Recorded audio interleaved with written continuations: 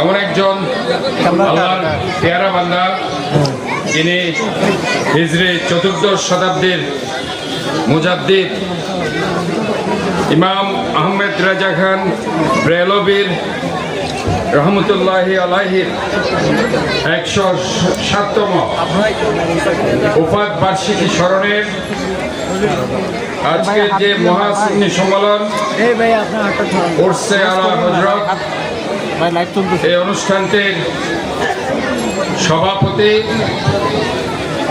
যিনি এই এলাকার অত্যন্ত কৃতি সন্তান, যাকে আপনারা হানিফ সওদাগর নামে চিনেন, যিনি বারবার এই এলাকা থেকে কমিশনার নির্বাচিত হয়েছেন।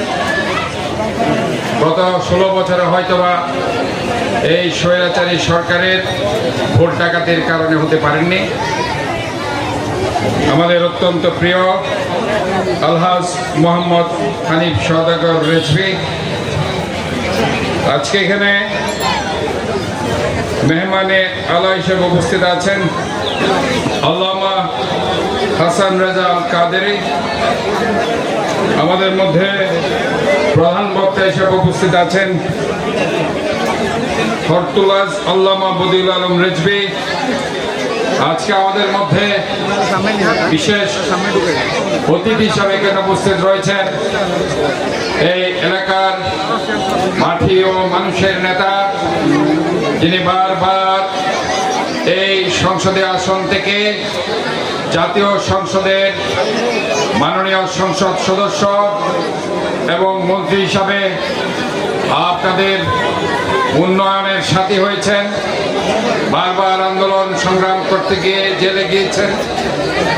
মহানগর বিএনপির প্রাক্তন সফল সভাপতি, স্ট্যান্ডিং কমিটির সম্মানিত সদস্য, জননেতা জনাব আমির খসরু মাহমুদ চৌধুরীর সুযোগ্য পুত্র, বিএনপির কেন্দ্রীয় কমিটির ফরেন অ্যাফেয়ার্স কমিটির সদস্য হিসাবে যিনি দায়িত্বপ্রাপ্ত আছেন, ইসরাফিল খসরু। আয়োজন করছেন জামিয়া রজবিয়া হানিফিয়া সুন্নিয়া দাখিল মাদ্রাসা।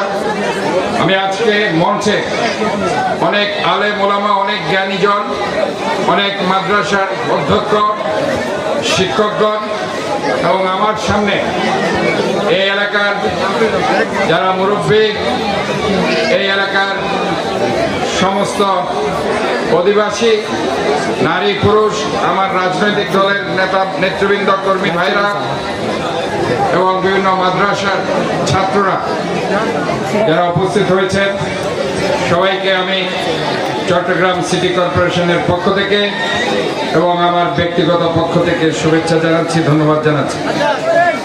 আজকে যে মহান সাধকের ওফাত দিবস, ওফাত বার্ষিকী আজকে আমরা করতে যাচ্ছি, যিনি হিজরি ৪র্দশ শতাব্দীর মুজাদ্দিদ ইমাম আহমেদ রাজা খান বেরলভী, যিনি ১৮৫৬ সালে ভারতের উত্তরপ্রদেশে উনি জন্মগ্রহণ করেন। ১৯২১ সালে মহান রব্বুল আলামিনের ডাকে সাড়া দিয়ে ইন্তেকাল করেন।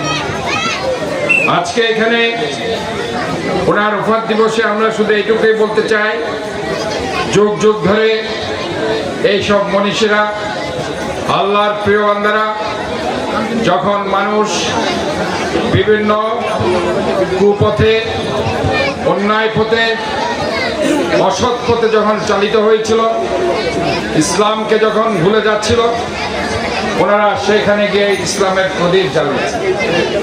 ওনাদেরকে সুপথে আনার ওনারা চেষ্টা করেছে এবং সফল হয়েছে।